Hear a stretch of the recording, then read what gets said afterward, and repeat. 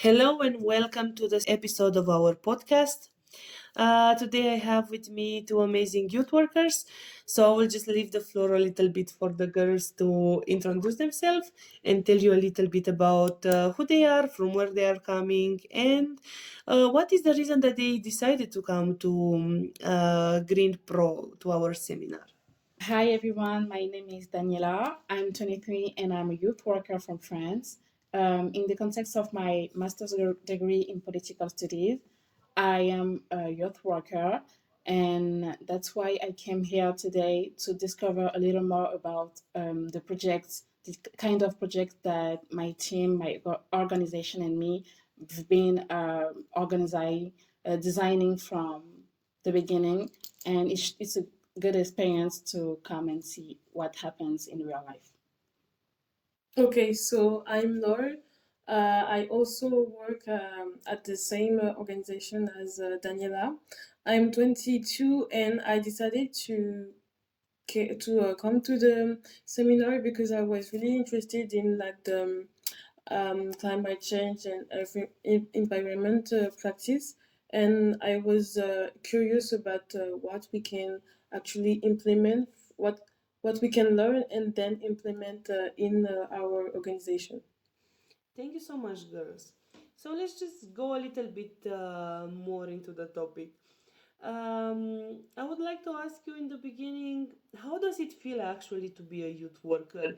And how does it feel for you to engage people into your activities and your projects with also this element of environmental themes? Is it hard? Is it complicated? How does it feel for you?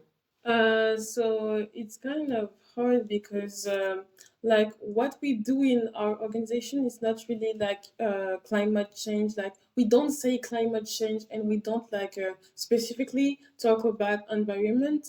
But we like to encourage like young people to like do the transport, take the transport public, and things like that are directly connected to climate change. So it's challenging because. We have like in our organization the priorities are more into professional skills training young people with fewer opportunity, so sometimes it could be like challenging to also get an environmental perspective on the professional skills. And I also agree with what you just said, because yet it's many challenges when it comes to environment and young people. We've met many obstacles, and I feel like environmental issues shows up in every project and every concept of different projects. So I think it's still a good thing, and it has many values in our youth work. Thank you. I would like to now go a little bit into, let's say, personal questions because I saw your interaction throughout the whole activities that we have for the last days.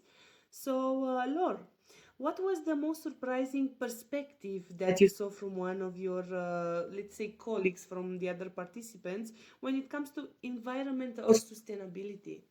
So what was the most surprising thing for me? It was like I didn't know that in the Balkan region, people burned a lot of things. Like they burn everything, and even here, like during the seminar, we can like smell the yeah, you can smell yeah The wood ash, I yeah would yeah say. yeah. So that was kind of surprising for me, but what was the most surprising is just to see like because we're both young, we are youth worker, but also we are young, and it was really surprising to see like so much young people involved in the climate change and everything. It was really how to say inspiring. Yes, not surprising but inspiring, and I want to do the same in my organization as well. So yeah. Thank you so much. And now, Daniela, are there any local traditions or practices from your country that you feel that they are deeply sustainable, but that you never see them like truly presented? Because also Laura said about There are some practices that you would like to bring back. Maybe we can relate a little bit this question with some things that you saw here. Um, yes, absolutely. In my country, but I can go even deeper and say in my suburb and even in my city, around my city, I see that many people and many houses, many neighborhoods share many things. They share many meals, if that counts. They share. They also recycle a lot, and it even comes like things that we do not even think about, but they recycle many things. Um, I think it's related also to the migration context and the diversity. Those kinds of people share a lot of things, so of course it's related. I think. Um, that could be also something that which is non. So yes, it's a non-formal habit, and I think it should we should bring maybe more light to it as it's a good environmental habit. I think. Thank, Yes. thank you so much. I think a little bit of the idea of this tradition is actually that we can find in this seminar that we are not that different as we may seem. We have tons of things that are similar.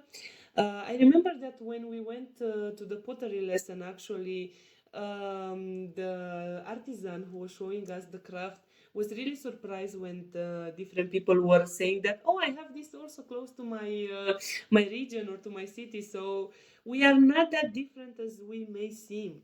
So continuing on this idea, but let's switch it a little bit. We are not different, but Laure, do you think that after you exchange a lot of similarities and also different perspective with different participants, um, what do you think you're taking away with you?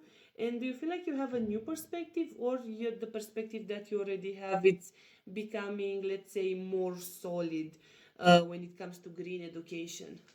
I think I have a new perspective now because I like before the seminar I didn't have like a real perspective on like climate change. As a youth worker, I was like, yeah, I'm a youth worker, but as I said before, I didn't really implement like climate change like clearly. So now like I have like a new and a clear perspective of on how can I implement environmental practice in my everyday life. And also I didn't know like the energizer, and that was really cool.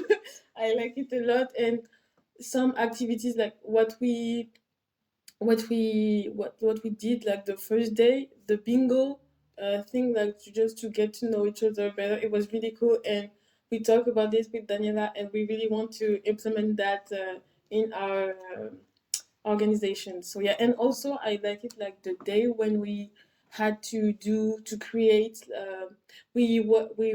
We had like different teams, and we have different themes on green practice, and we had to create activities, and we were on group. We had to create like activities. Creative activities and digital. It was really fun because we have to like think what could be fun, but also like what could informative for the young people. So I really like it. Yeah. That's really nice. Thank you so much. It's great to hear that the activities were really hitting the spot, you know? Um, Daniela, my dear, in all this duration of the conversation, because as Laure was saying, we had a couple of interesting moments, especially when you were in intercultural groups.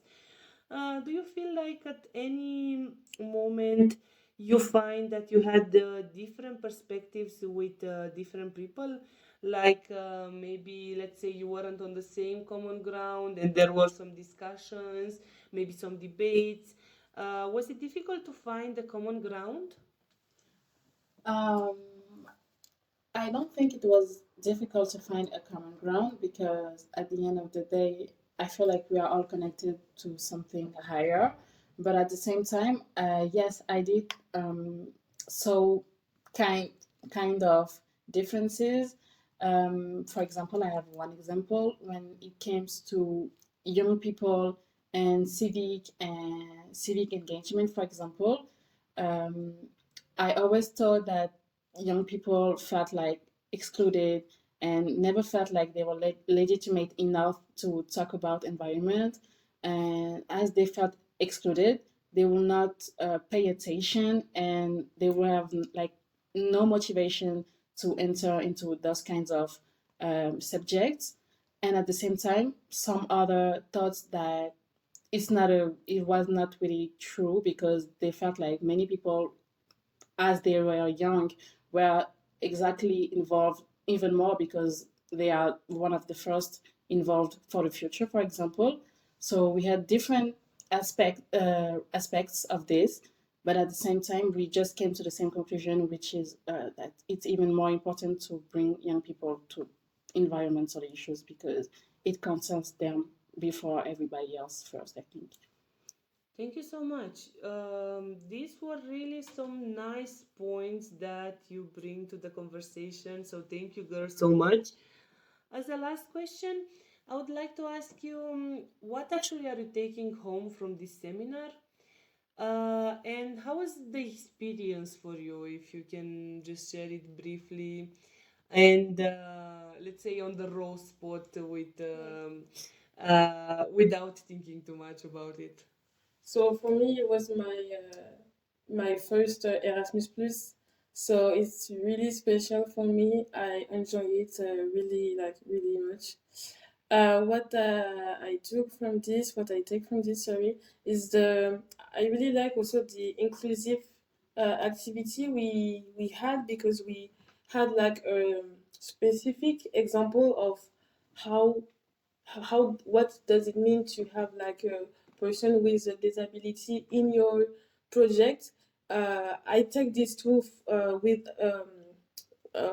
for our organization, sorry, because we have to say we submit a project around like disability and intercultural exchange. So I think it would be like a really good tool. So I take everything else and that specifically. Yeah. Thank you. I agree with Laure when she said that we've been working on those kind of projects a lot.